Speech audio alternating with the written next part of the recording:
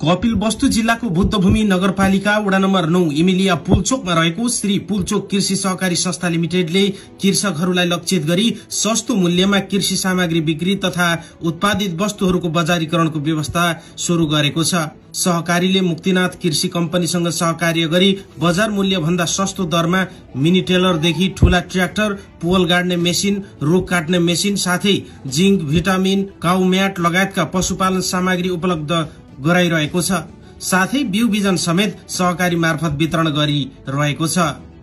सहकारीका अध्यक्ष कमल प्रसाद अधिकारीका अनुसार आर्थिक अवस्था कमजोर भएका कृषकहरूलाई किस्ताबन्दी सुविधा सहित कृषि औजार तथा सामग्रीहरू वितरण गरिने बताउनुभयो। त्यस्तै कृषकहरूले उत्पादन गरेका कृषि उपजहरूलाई सहकारीले नै बजारीकरण गर्ने व्यवस्था मिलाइएको उहाँले बताउनुभयो। यो समयको बढ्दो माग र अहिलेको जुन नयाँ प्रविधिको जुन जमाना छ त्यो यस कारणले गर्दा पनि कृषकहरूको उत्पादनमा धेरैभन्दा धेरै उत्पादन गराएर उहाँहरूको चाहिँ आमदानीका स्रोतहरू बढाउने उद्देश्यले गर्दाखेरि कृषकहरूकै माग, कृषक शेयर सदस्यहरूकै माग अनुसार संस्थाले चाहिँ यो यन्त्रहरू र चाहिँ बिउबलका कामहरू चाहिँ सुरुवात गरेको हो। यसमा चाहिँ धेरै नाफामुखी नरहेर एकदमै बाहिर मार्केट भन्दा सस्तो दरमा चाहिँ उहाँहरूलाई उपलब्ध गराउने उद्देश्यले हामी कृषि उपकरणको काम मुक्तिनाथ कृषि कम्पनीसँग सम्झौता गरेर सुरुवात गरिसकेका छौँ भने बिउबलहरू चाहिँ विभिन्न यस्तै कम्पनीहरूसँग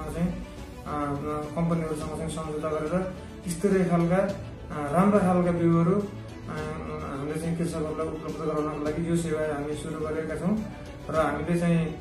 यो सेवाको सँगसँगै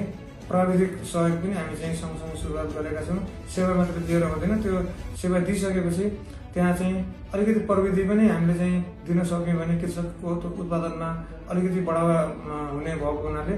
यसै संस्थाले फेरि कृषि जेटिए जस्ता चाहिँ प्राविधिकहरू राखेर किसानको घर खेतमा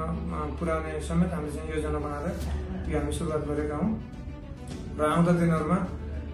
अझ बढी सेवा दिने लक्ष्य राखेर संस्थाले योभन्दा फरक खालका चाहिँ कृषिसित सम्बन्धित कार्यक्रमहरू ल्याउनेछ र त्यसै गरी उत्पादन गरेका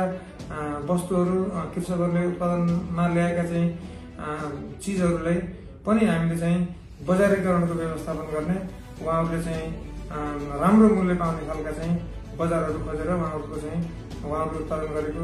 वस्तुहरूलाई हामीले बिक्री वितरण गर्ने समेत हामीले चाहिँ लक्ष्य लिएर यो कार्यक्रमको हामी सुरुवात गरेका हौँ। यस योजनाले स्थानीय कृषकहरूलाई आधुनिक कृषि प्रविधि अपनाउन, उत्पादन वृद्धि गर्न, लागत घटाउन र बजार पहुँच विस्तार गर्न मद्दत गर्ने अपेक्षा गरिएको छ। सहकारीले आगामी दिनमा अझ बढी सुविधाहरू थप्दै जाने प्रतिबद्धता समेत जनाएको छ।